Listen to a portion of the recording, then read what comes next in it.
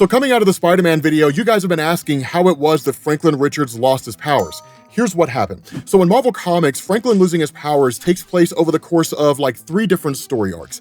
You have the end of Secret Wars 2015, you have the X-Men Fantastic Four crossover in 2020, and then you have Fantastic Four Volume 6, issue number 25, by Dan Slott. The way this worked out is that at the end of Secret Wars 2015, Franklin Richards' power, which we thought was limitless, started to dwindle. And the reason why is because he, alongside the Molecule Man Owen Reese and his father Reed Richards, were basically restoring the entirety of the multiverse, with Franklin Richards literally recreating every single universe by hand. Now, when the Fantastic Four came back in Marvel Comics, that's when we learned Franklin's powers had been steadily decreasing over time because of the amount of power he was using in order to recreate the multiverse. Now, this goes into the X-Men Fantastic Four crossover, which saw 2 things happening for Franklin.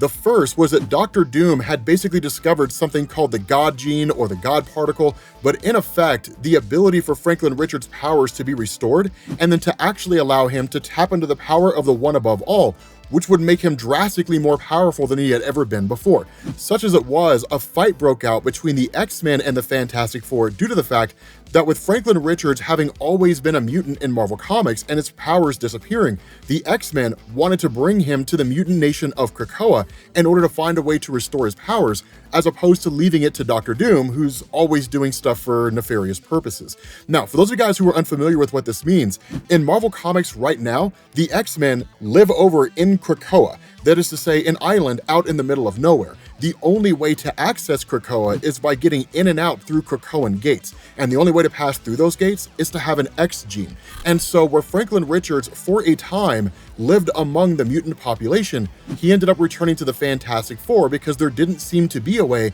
to return his powers back to normal.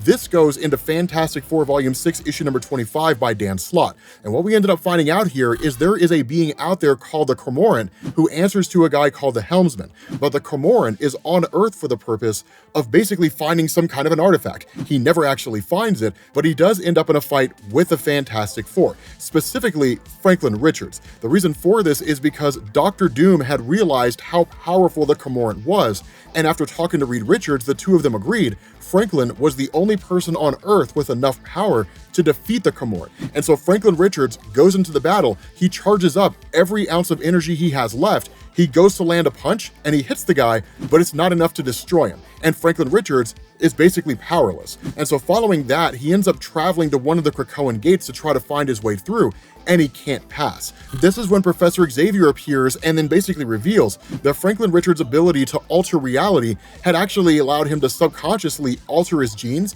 to turn him into a mutant, and that with his powers gone, his genes go back to normal, meaning he's just a normal guy. And so his ability to join mutants on Krakoa is officially rejected, and that's where he's been in Marvel Comics ever since. With that being said, we're gonna bring this video to an end. Hopefully it answered your question. Thank you for watching, and I will catch you all later. Peace.